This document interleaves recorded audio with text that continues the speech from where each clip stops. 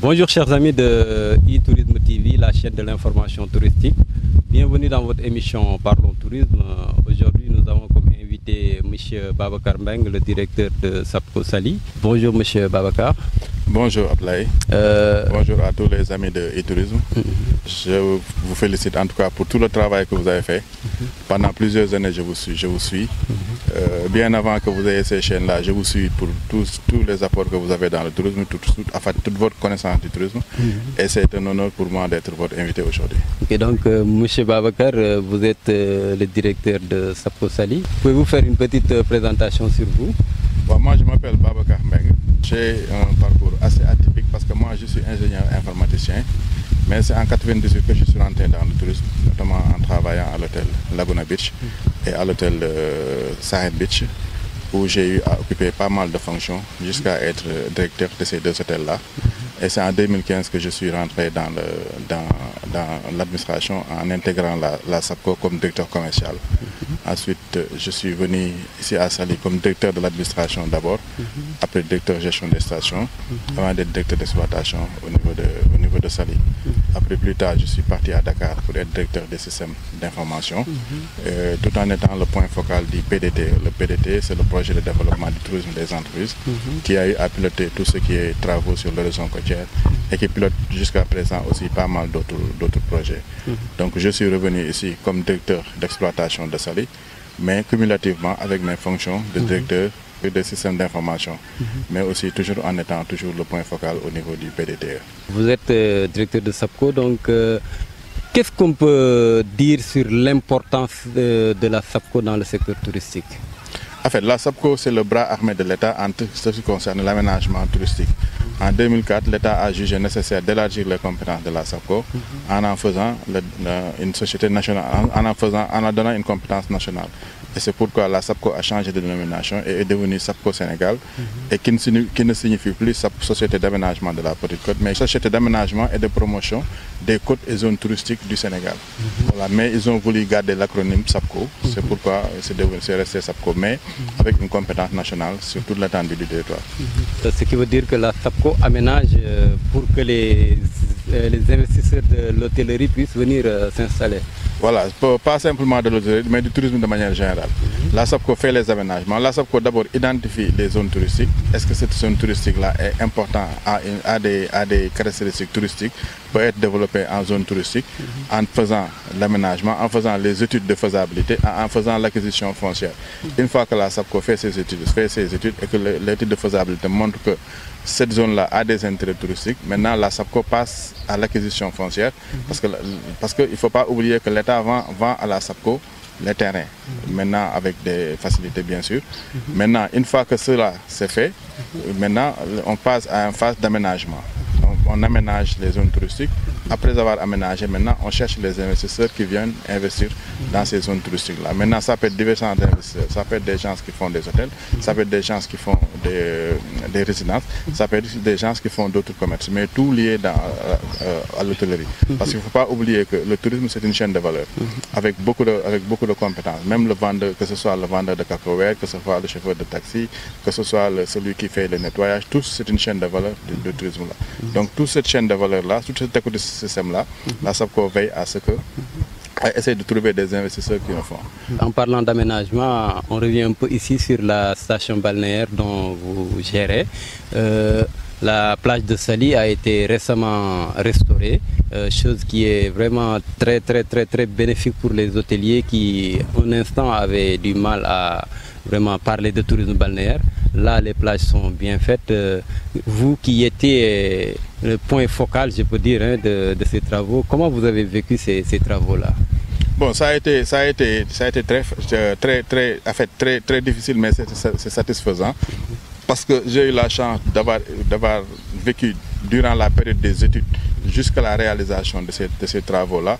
Moi, je me rappelle qu'au début, quand on parlait quand on appelait les gens pour parler de réunions, parler de ces études-là, les gens n'y croyaient pas. Tout le monde disait que oui, nous avons fait ici 20 ans, tout le temps les gens parlent, les gens ne font rien, etc. Mais de cette fois-ci, ça a été le bon. Au début, ce n'était pas facile, mais finalement, ils ont compris Et le travail a été fait, c'est un projet de l'État qui a été confié à l'APIX, à l'APIX, comme l'APIX gère tout ce qui est grands travaux, et sur financement de la Banque mondiale. Mais ces travaux sur l'horizon côtière-là faisaient partie d'un ensemble beaucoup plus grand qui s'appelle le projet de développement du tourisme et des entreprises, dont le colonel Diallo, que je salue même, et qui est un colonel qui a été vraiment très compétent et il a beaucoup de rigueur pour réussir ces travaux-là.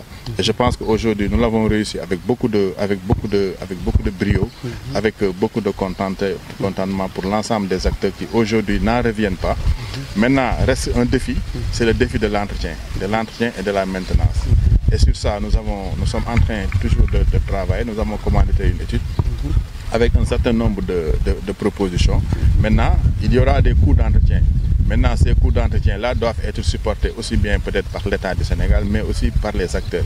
Il faudrait que les acteurs comprennent que pour l'entretien, il faudra mettre la main à la poche pour que ce qui s'est passé ne se repasse plus. Maintenant, si nous voulons que ça ne se repasse plus, il faut que les gens acceptent de contribuer pour qu'on puisse mettre en place ce mécanisme d'entretien-là. Donc, on est en phase. Jusqu'en 2022, en tout cas, l'entretien sera assuré par le projet, mais le projet normalement doit finir le 30 juin 2022. Maintenant, au-delà de ce 30 juin 2022-là, il faudra trouver des mécanismes pour l'entretien de ces plages-là. Il y a des propositions qui ont été faites, il y a des rencontres qui ont été faites. Maintenant, sur tout cela, je pense que avec mon retour, nous aurons l'occasion d'y revenir et de travailler avec les acteurs touristiques pour qu'on puisse maintenir ces plages-là. On a de nouvelles plages, donc Saly a retrouvé son liste d'antan. Actuellement, vous êtes sur un autre projet qui s'appelle Saly Ville Verte. Pouvez-vous revenir un peu sur ça, ce projet qui a fait l'objet de votre benchmark en France? Pouvez-vous revenir un peu sur ça? Voilà, Saly Ville Verte, c'est uniquement parce que déjà, Saly, quand il avait le balnéaire, quand il y avait ses problèmes de région côtière, Saly avait commencé à perdre de son liste d'antan, à perdre de son image de marque, à perdre de son argument de vente. Vous savez, Saly a été présenté comme une station balnéaire. Donc une station balnéaire qui n'a pas de plage n'est plus une station balnéaire. Donc il perdait son argument de vente. Maintenant on se dit, pourquoi rester sur le seul argument de vente de balnéaire? Donc il faut essayer de trouver d'autres arguments de vente pour Saly. Et c'est en ce moment-là qu'on a dit, mais pourquoi pas ne pas aller vers le tourisme vert, vers un tourisme durable. Et c'est là où Saly Ville Verte est parti. Quand on a fait la requête, la Banque mondiale a accepté de financer les études. Une fois les études financées, nous avons fait les études, nous avons terminé les études stratégiques. Maintenant, nous allons entrer en phase de site opérationnel pour voir combien ça va coûter pour aller sur Saly Ville Verte. Et maintenant, pour cela, il nous fallait aller sur une benchmark. Et là aussi, la Banque mondiale a accepté de financer ce benchmark-là pour qu'on aille vers Nice, aller vers Cannes, aller vers Marseille, pour voir un peu comment ça se passe, ce tourisme. Parce qu'aujourd'hui, Saly est en train d'aller dans une phase de requalification. Et cette phase de requalification-là, il faut le requalifier en ville verte, en une ville durable, mais aussi, il faut aussi donner le tourisme d'affaires, le tourisme événementiel, il faut le donner une autre dimension. Mais tout cela, je pense qu'il faut voir qu'est-ce qui se passe ailleurs pour venir le faire. Maintenant, Saly Ville Verte, on a terminé la phase étude stratégique. Maintenant, nous allons entrer dans la phase étude opérationnelle. Et donc, le consultant est déjà sur place. Nous aussi, il fallait nous voir comment ça se passe. Et maintenant, sur ça, on va essayer de proposer quelque chose. Mais sur tout cela, nous allons faire beaucoup de rencontres, que ce soit avec la mairie, avec l'administration, avec l'ensemble des acteurs touristiques, pour essayer de trouver ça, pour essayer d'aller sur une requalification et trouver d'autres arguments de vente. Mais aussi, ça ne s'arrête pas juste à des arguments de vente, mais pouvoir faire un certain nombre d'aménagements pour redonner un nouveau souffle à la station touristique. Mais à part ce projet de Saly Ville Verte, est-ce que la SAPCO a d'autres projets pour la station balnéaire de Saly? En fait, moi personnellement, j'ai eu à travailler sur un projet que j'ai appelé Saly 2025, sur lequel nous allons bientôt présenter avec les différents acteurs. Avec le retour, donc je vais rencontrer l'ensemble des acteurs de Saly et aujourd'hui faire une séance de présentation de ce projet-là qu'on appelle Saly 2025. Saly 2025, c'est quoi? C'est bâtir Saly autour. C'est fixer des objectifs jusqu'en 2025 pour bâtir Saly autour de la propreté, que Saly soit l'une des villes les plus propres, ou même la plus propre du Sénégal. Bâtir Saly pour que la ville soit la plus sûre en matière de sécurité, ça il faudra travailler avec tout ce qui est administration publique au niveau de la sécurité, avec la mairie, mais aussi avec l'implication des acteurs, mais aussi il faut une ville très éclairée. Donc je pense que ça c'est le deuxième pilier de ce Saly 2025-là. Le troisième pilier, c'est d'avoir une image forte. Parce qu'aujourd'hui, la manière dont nous faisons la promotion touristique du Sénégal, je pense qu'elle est en train d'être dépassée. Il faut aller vers des marketing territoriaux basés sur une station. Donc il faudrait qu'on puisse donner à Saly une image de marque, mettre en place une stratégie marketing propre à Saly. Maintenant, le quatrième pilier, c'est de le bâtir autour du numérique. Quand je parle du numérique, avoir un peu partout de la vidéosurveillance sur Saly, avoir une application qui permet de savoir qu'est-ce qui se passe à Saly, où est-ce que je vais à Saly et avoir les endroits sur Saly. Et maintenant, avoir un site web sur Saly, sortir des flyers, un certain nombre de choses qu'il faudra mettre sur pied. Ce sont ces 4 piliers-là. Maintenant, ces piliers-là doivent se baser sur de l'événementiel. C'est-à-dire faire de Saly une ville de culture, une ville de sport. Quand on parle de culture, on parle de musique, on parle d'événements de mode, on parle d'art, que ce soit d'art contemporain, d'art décoratif, etc. Donc je pense que sur tout cela, maintenant quand on parle de sport, ça peut être le football. Nous avons ici des instituts, je pense que nous avons 3 instituts de football, nous avons d'autres, nous avons des golf, etc.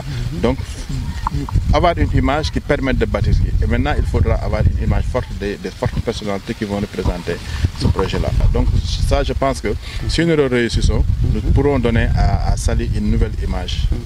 En tout cas, une nouvelle image et un nouveau souffle. Mais par contre, ce que je voulais dire, c'est que si on doit mettre en place ce Saly 2025-là, il y a quelque chose qu'il faudra, sur lequel on devrait beaucoup travailler, c'est au niveau de la gouvernance de la station. Parce qu'aujourd'hui, c'est un problème au niveau de Saly. Aujourd'hui, il y a des règles qui sont établies, mais ces règles-là ne sont pas respectées. Il faut arriver à ce que chacun respecte ces règles-là. Que l'administration, que ce soit la SAPCO, que ce soit l'administration publique, qui veille au fonctionnement de ces règles-là, doivent veiller. Je donne un exemple. Aujourd'hui, il y a ce qu'on appelle la concession d'activité. Aucune activité ne doit se faire dans une station touristique sans avoir l'aval de la SAPCO. Et aujourd'hui, la plupart des acteurs qui sont dans la station touristique de Saly n'ont pas cette concession d'activité-là. Donc, il faudra à ce qu'on arrive à ce que tout le monde respecte cette réglementation-là. Et ça, aujourd'hui, je pense que dans les missions qui nous sont confiées actuellement, en tout cas cette fois-ci, c'est de veiller à ce que tous les acteurs qui sont dans la station touristique puissent avoir cette concession d'activité-là. Et ça, nous avons commencé à rencontrer des acteurs, que ce soit la police touristique, que ce soit la mairie de Saly, nous allons rencontrer les autorités administratives, que ce soit les préfets ou autres, pour veiller à ce que tous les acteurs puissent respecter cette réglementation-là. Parce qu'aujourd'hui, on ne peut pas continuer, on est dans une station touristique, on ne peut pas continuer à laisser Saly où chacun vient installer ce qu'il veut, faire ce qu'il veut. Il y a des investisseurs qui ont mis pas mal d'argent pour investir beaucoup d'argent, pour créer des emplois, pour payer des taxes, pour payer des employés, pour payer des salaires, et d'autres qui sont à côté, qui ne font absolument rien, qui mènent peut-être une concurrence déloyale, qui n'ont aucune réglementation, qui ne veillent sur aucune réglementation. Je pense qu'à un certain moment, il faut que les gens s'arrêtent et repartent sur de nouvelles bases. Je pense qu'aujourd'hui, on doit veiller à ce que ces structures-là qui doivent avoir cette concession d'activité-là, quel que soit le niveau, quelle que soit la dimension, ils doivent veiller à cette réglementation-là. Ça, je pense que si nous devons aller sur Saly 2025, il faudra qu'on travaille sur cette gouvernance-là. Ok, mais ce Saly 2025, vous comptez trouver des financements où par rapport à ce projet-là? En fait, quand vous verrez le projet, vous verrez que ce n'est pas un problème de financement, c'est un problème d'organisation. Maintenant, à Saly, il y a, dans le cadre de la gouvernance, il y a ce qu'on appelle le comité des stations. L'adhésion au comité des stations est obligatoire pour tous les acteurs touristiques de Saly. C'est obligatoire et c'est contractuel.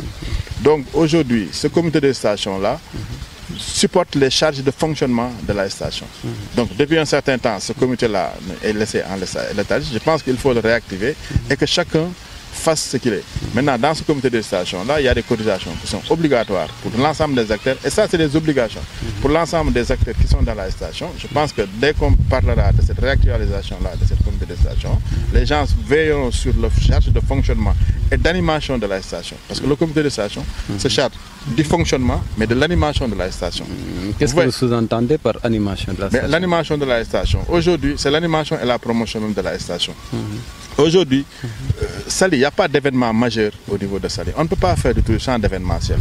Aujourd'hui, je pense qu'il faudra un festival sur Saly, il faudra beaucoup d'activités sportives, des tournois internationaux. Nous avons vu le tournoi international de beach soccer. Moi, je pense qu'il faudra qu'on aille vers avoir beaucoup plus d'animation, beaucoup plus de tournois. Ça peut être aujourd'hui du beach soccer. Nous avons de belles plages, ça peut être du beach volley, ça peut être, je ne sais pas, de la pétanque, ça peut être festival de musique traditionnelle, ça peut être des festivals de danse africaine, ça peut être festival de percussion.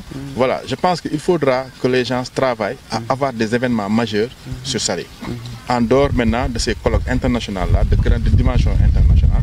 Et peut-être plus tard, il faudra travailler à avoir une salle, peut-être qui fera de 1000 places, etc. pour Saly, parce que nous avons la capacité d'hébergement, mais par contre, parfois, c'est des problèmes de grandes salles qui manquent. On est à quelques minutes de Diamniadio. Ça aussi, il faudra que les gens travaillent sur tout cela pour vraiment redonner à Saly une image forte. Ok, donc, M. Babacar, je pense que vous avez répondu à toutes nos questions. Est-ce que vous avez un dernier mot avant la fin de notre émission? Voilà, le dernier mot, c'est toujours de vous remercier encore et de vous féliciter. Je pense que le tourisme a besoin d'être compris. Aujourd'hui, jusqu'à présent, les gens ne connaissent pas encore la dimension du tourisme. Les gens pensent tourisme, surtout loisir, aller dormir dans un hôtel, se reposer. Alors que le tourisme, c'est une industrie. Il y a toute une chaîne de valeur autour de ce tourisme-là. Je pense qu'il faudrait que l'État le comprenne mieux, l'aide mieux. Maintenant, il faudra aussi que les acteurs, qu'on puisse travailler dans une synergie des acteurs-là. Et certains, c'est vrai, sont des concurrents, mais je pense que si les gens arrivent à une synergie qui fait que Saly retrouve son lustre d'antan, que Saly soit bien connu, que Saly ait une image positive et qu'il y ait des événements sur Saly, c'est tout le monde qui en bénéficie. Donc je pense que le travail aujourd'hui, en tout cas le travail que je me suis donné et sur lequel on m'a beaucoup, le directeur général m'a missionné, c'est de réussir à avoir cette synergie des acteurs-là et de travailler sur ces acteurs-là, mais surtout de redonner à Saly son image au niveau de la gouvernance. Voilà, donc et sur ça, je pense que l'appel que je lance, c'est à tous les acteurs. Je les rendrai visite personnellement pour les rencontrer, mais aussi les rencontrer en groupe, pour qu'ensemble qu'on puisse travailler vers ce projet-là qui est Saly 2025. Ok, donc merci encore M. Babacar pour avoir répondu à notre invitation.